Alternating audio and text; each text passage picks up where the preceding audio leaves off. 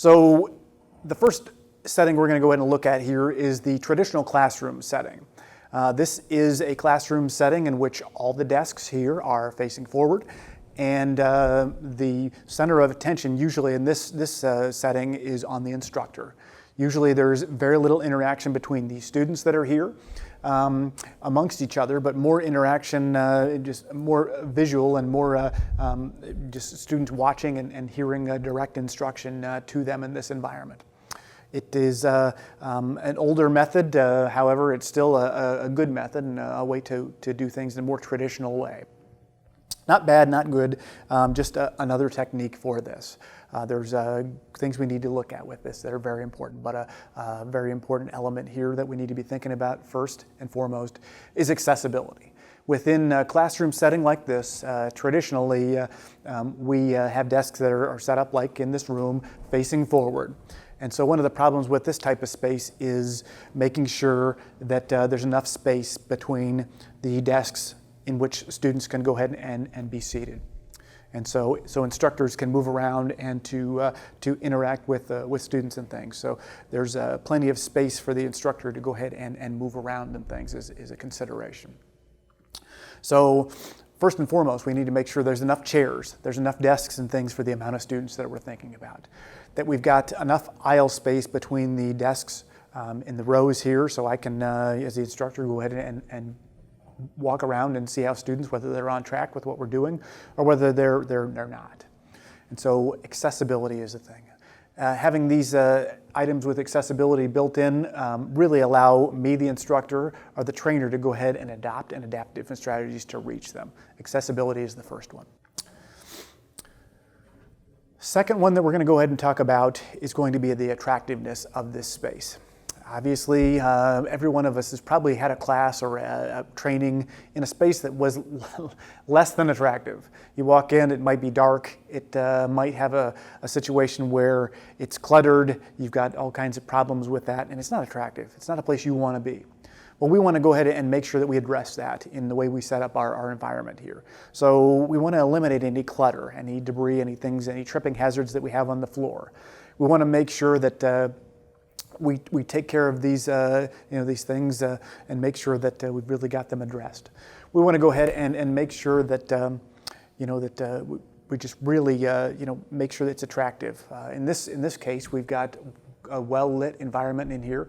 We've got a situation where students can see the space very easily, and it is set up very well, nice and attractive here. And so very good things that way. You feel pride when you walk in the room about the space. When another area of this we want to be thinking about is have enough natural light. You can see over here we've got natural light that's coming in, and really that makes it attractive and a space that people feel good in.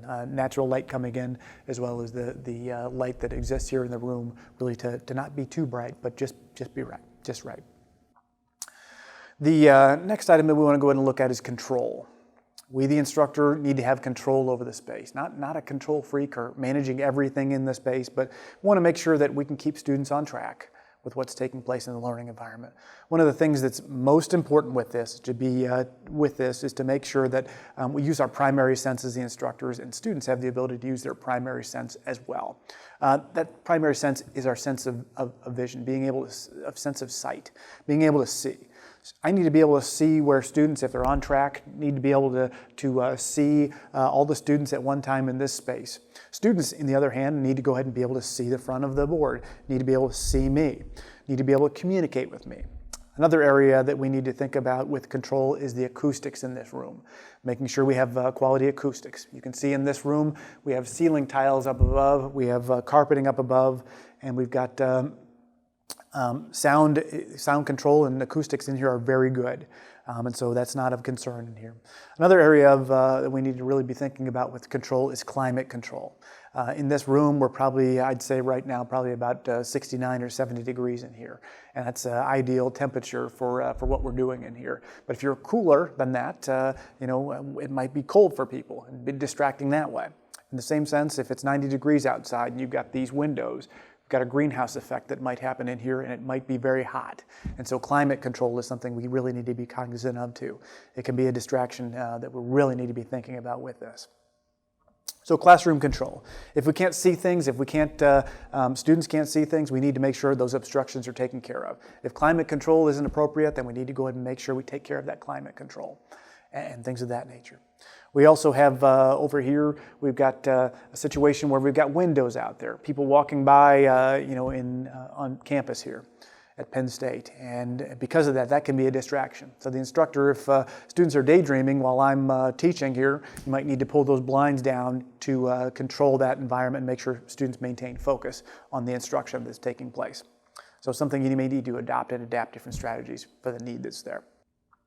The last item we're going to go ahead and look at with this particular space is psychological factors that we really need to be thinking about here. Now, with this particular space, psychological factors that I think are good in this room, the use of color. When we have the use of color in this particular room, we've got accent walls in here. Over here, we've got a green type of wall, and that is a cooler color, and a little green over here and up front here, but that is a cooler color that promotes efficiency and accuracy. If you're doing fine detailed work here that requires a great deal of concentration, that's a great color for that as well to promote that type of attitude. Psychological factors are very important to be thinking about. We're trying to control attitude, and those cooler colors help maintain focus, efficiency, and accuracy. We can also use those warmer types of colors as well to promote hospitality and friendliness. So if we want to do that, we use our reds, our browns, our yellows in accented points as accents again to make sure that we promote hospitality and friendliness, and those can be used in appropriate settings and to really make folks feel comfortable. If you've got a subject that you're teaching that's very intimidating, people don't feel friendly or friendly or comfortable around the content, you might want to use warmer colors.